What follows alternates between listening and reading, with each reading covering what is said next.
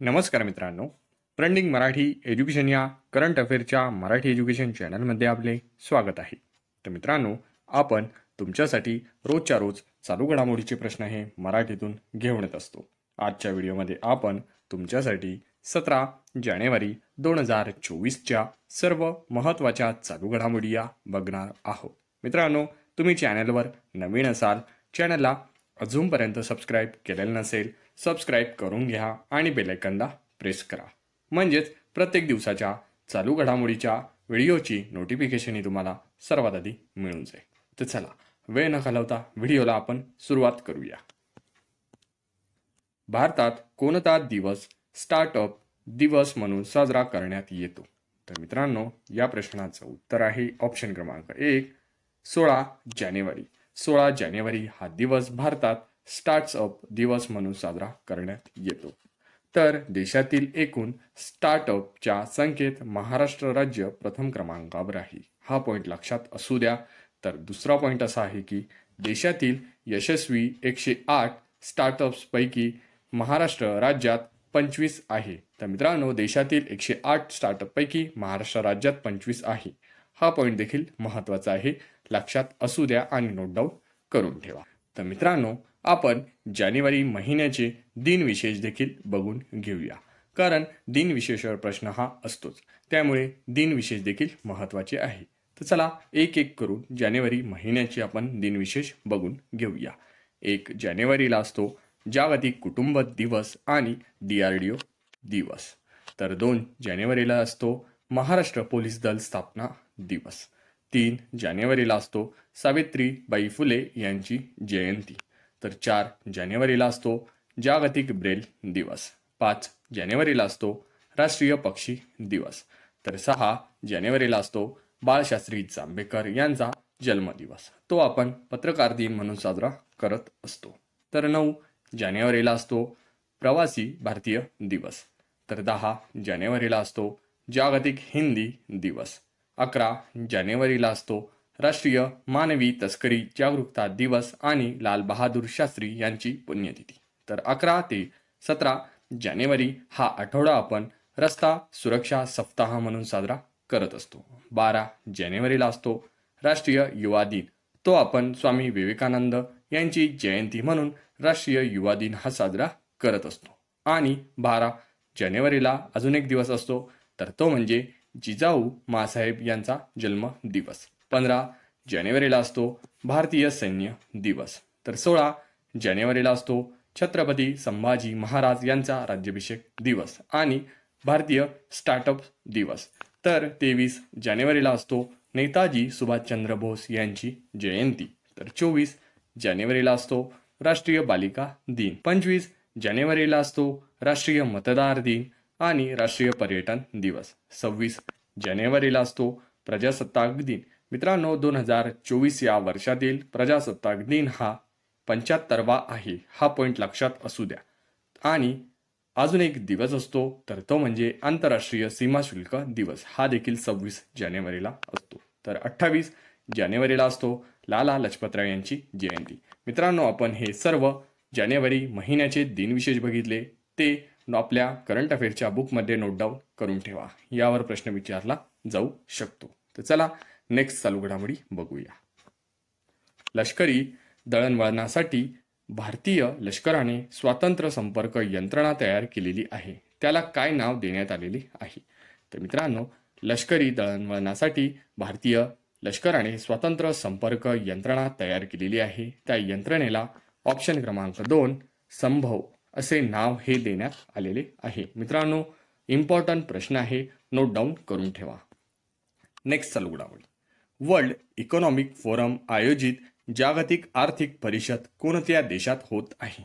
तर मित्रांनो, world economic फोरमची जागतिक आर्थिक परिषद ऑप्शन क्रमांक 3 स्वित्झर्लंड। मित्रांनो, स्वित्झर्लंड या देशात 2024ची ही आर्थिक परिषद होत आहे।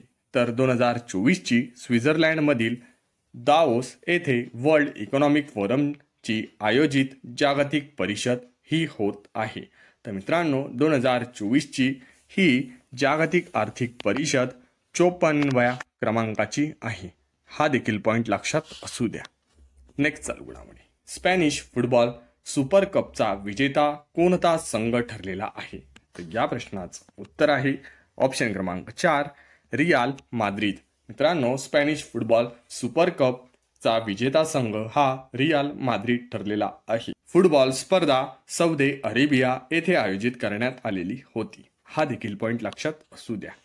नेक्स्ट चालू घडामोडी, नीती आयोगाच्या अहवालानुसार गेल्या 9 वर्षात देशातील किती कोटी लोक गरिबीतून बाहेर पडलेले आहे? तर या प्रश्नाचं उत्तर आहे ऑप्शन क्रमांक 1, 25%. मित्रांनो, नीती आयोगाच्या अहवालानुसार गेल्या 9 वर्षात देशातील 25% लोक गरिबीतून बाहेर पडलेले आहे. तर नीती आयोगाच्या अहवालानुसार सध्या देशात गरिबींची संख्या ही 24,82,00,000 एवढी आहे.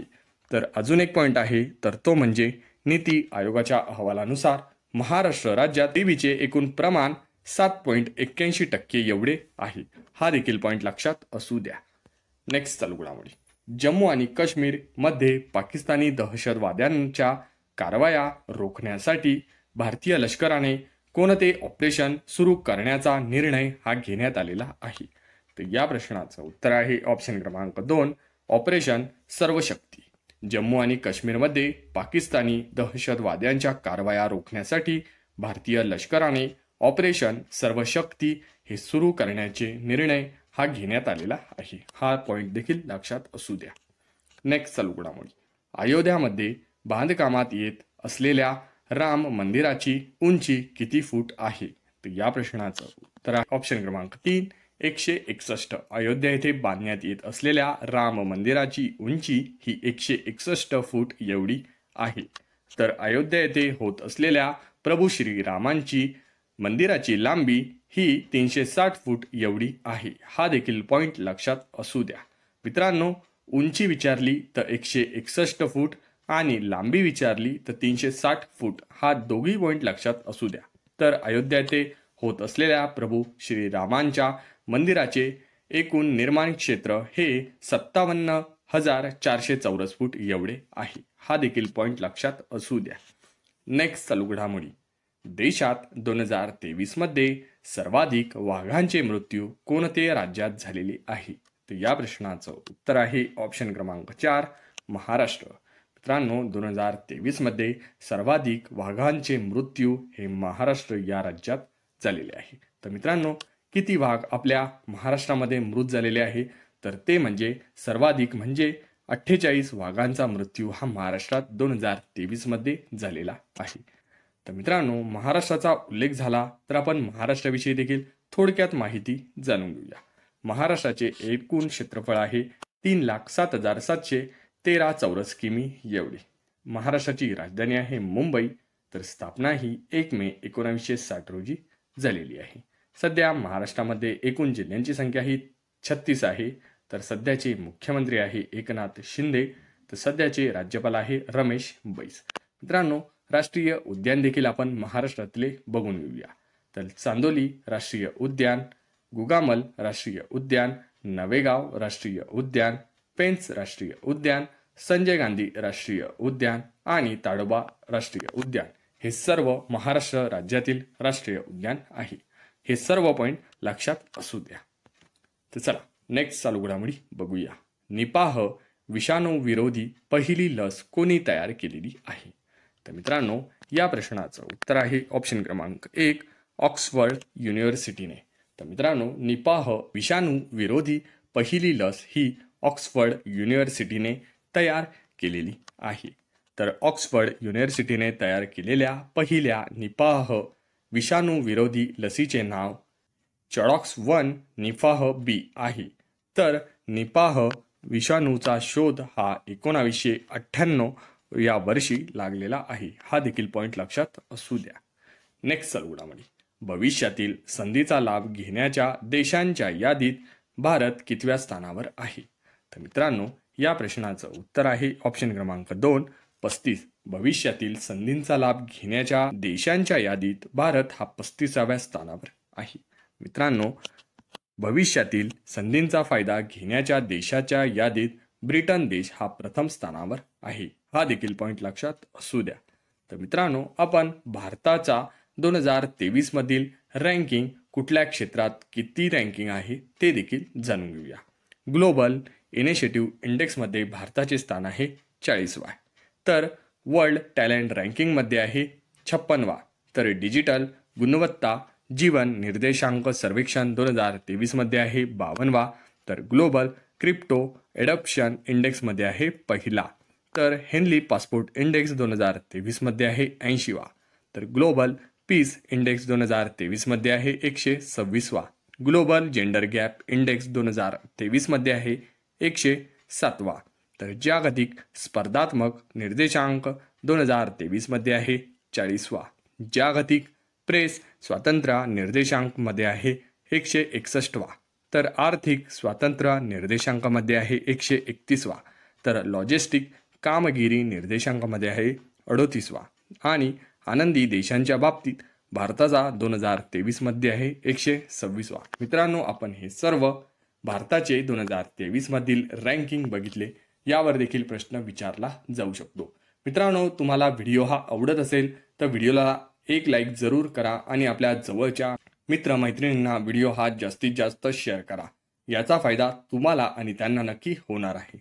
मित्रांनो, अशाच रोजच्या रोज करंट अफेअरच्या व्हिडिओ बघण्यासाठी ट्रेंडिंग मराठी एज्युकेशन चॅनलला अजूनपर्यंत सबस्क्राईब केलेलं नसेल, सबस्क्राईब करून घ्या आणि बेल आयकॉनला प्रेस करा.